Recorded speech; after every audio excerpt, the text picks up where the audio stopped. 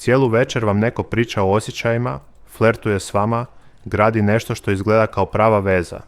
Vi to primate ozbiljno, vjerujete, a onda čekate da zaspite i baš tada, dok vi spavate, taj isti čovjek ustaje, odlazi do druge žene u kući i ljubi je u vrat. I to ne otkrijete sami. To vam kaže sama ta druga žena. Javno, pred cijelom kućom, mirno i bez trepavice. Kao da priča o cijeni kruha u prodavnici. Ovo nije scenarij iz turske serije. Ovo se desilo u Eliti ove sezone i postalo je jedan od najzapaženijih momenata koji su izašli iz te kuće u posljednje vrijeme. Danas pričamo o noći koja je promijenila sve između Stanije Dobrojević, Anđela Rankovića i žene koju svi zovu Boginja. O suočavanju koje nije moglo proći tiho. O odbrani koja nikoga nije uvjerila. I o prekretu koji, iskreno, malo ko je predvidio. Ali da biste razumjeli šta se desilo te noći, morate prvo razumjeti šta je prethodilo. Stanija Dobrojević nije tip koji ulazi u reality da sjedi u uglu i posmatra. Svako to zna. Ona priča, ona reaguje, ona ne propušta ništa što se dešava u kući. I upravo zato je ono što se desilo imalo takvu snagu udarca, jer se desilo njoj.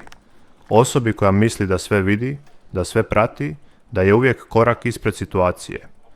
Anđelo Ranković je, s druge strane, danima gradio nešto s njom. Razgovori koji traju duže nego što moraju. Pogledi koji ne ostavljaju mnogo prostora za tumačenje. Pažnja koja se ne daje slučajno.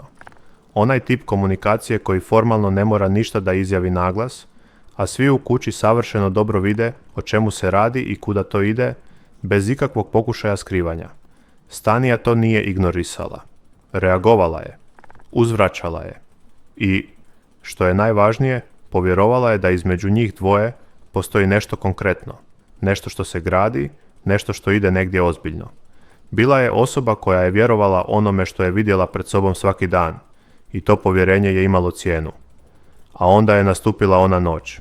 Stanija zaspi. Anđelo ne odlazi spavati odmah. Umjesto toga ustaje, priđe Boginji i ljubi je u vrat, dok Stanija spava nekoliko metara dalje, potpuno nesvjesna svega. I tu je ključni detalj koji mnogi preskaču kad pričaju o ovome. Anđelo je znao da Stanija spava. Nije bio u nekakvom poluzaboravu. Nije se desilo slučajno. Napravio je taj korak svjesno. U trenutku kada je mislio da ga niko ne gleda, da niko ne bilježi, da se ujutro niko neće sjećati. Ali u Eliti kamere ne spavaju. Sad dolazi dio koji niko nije predvidio. Uključujući i samog Anđela. Boginja nije čutala. Nije sačekala pravi trenutak, nije potražila nekoga sa strane komu bi šapnula u povjerenju. Izašla je pred grupu i rekla sve, direktno, bez okolišanja, bez ikakvog dramatičnog uvoda koji bi dao vremena ikome da se pripremi na ono što dolazi. Potvrdila je da je Anđelo došao do nje noću, da je Stanija u tom trenutku spavala i da je bio fizički kontakt između njih dvoje.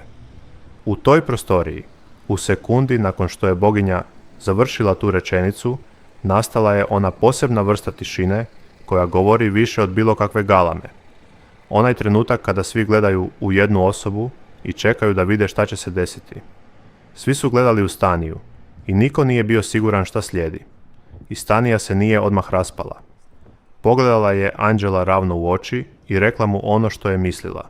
Bez ukrašavanja i bez podizanja glasa, više nego što je trebalo. Ti pričaš sa mnom, muvaš mene, a onda ljubiš drugu devojku u vrat kada ja legnem da spavam. Jedna rečenica koja nosi sve. Anđelu nije ostavljala prostor za manevar i nije tražila nikakav odgovor koji bi bio dovoljno dobar. Ali Anđelo je pokušao svejedno. Naravno da je pokušao. Ja sam slobodan dečko. Mi nismo zajedno.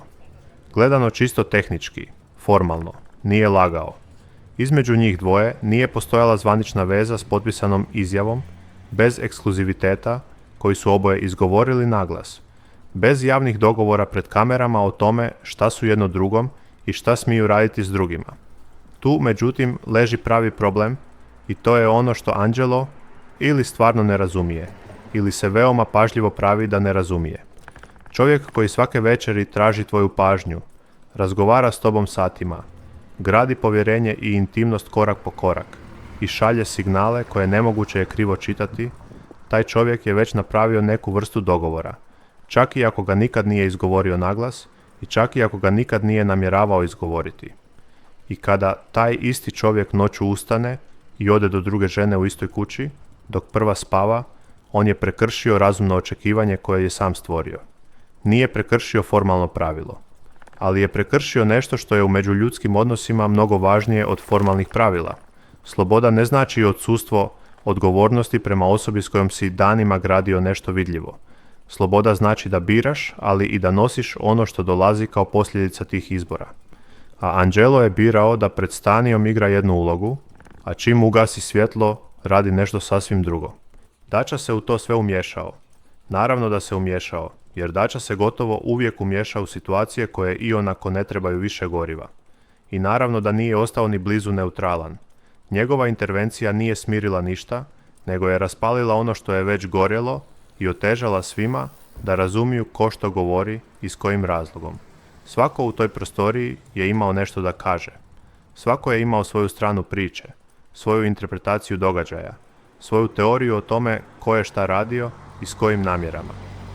Ali kroz svu tu buku i sve te paralelne razgovore, jedna stvar je ostala apsolutno jasna svima koji su gledali. Angelo se nije izvinio.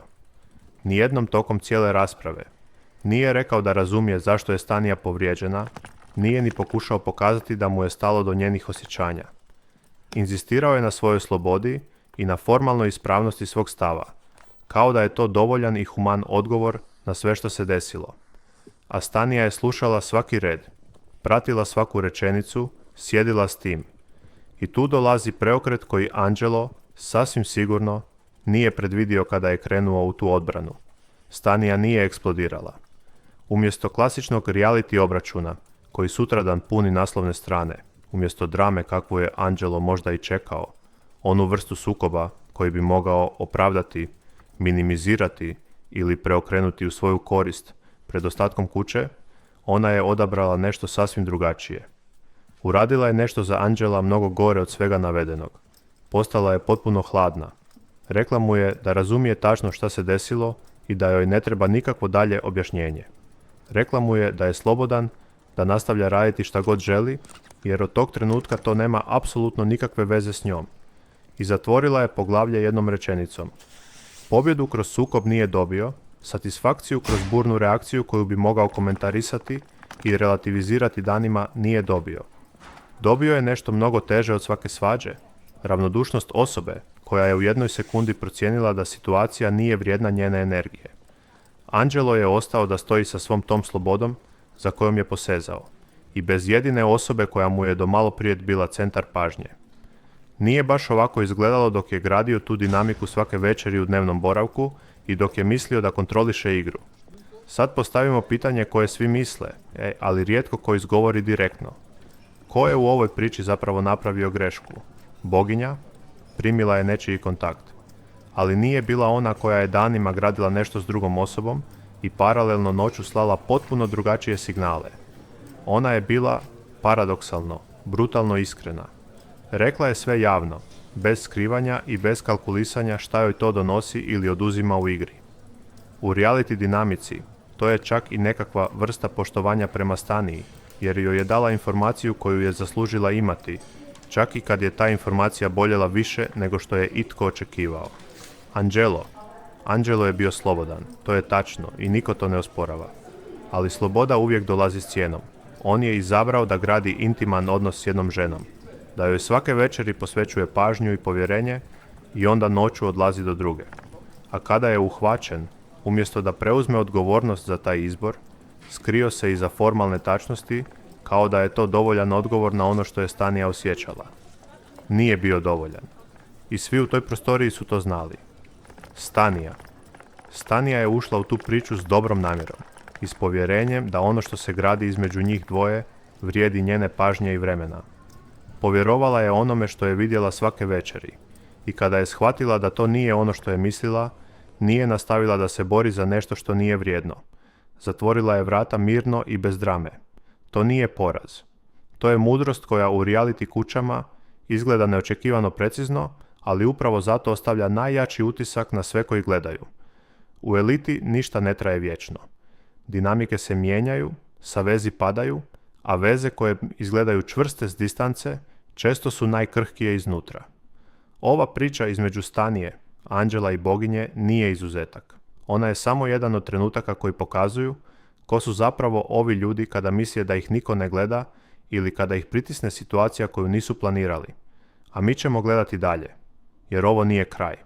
Ovo je samo kraj jednog poglavlja, a sljedeće u ovoj kući počinje gotovo uvijek čim jedno završi. Ako pratite Elitu i ne želite propustiti nijedan ovakav trenutak, pretplatite se na kanal. Svaki put kad se nešto ozbiljno pokrene u kući, vi ćete biti prvi koji zna. Kliknite na video koji vam se prikazuje na ekranu i nastavite gledati. Vidimo se uskoro.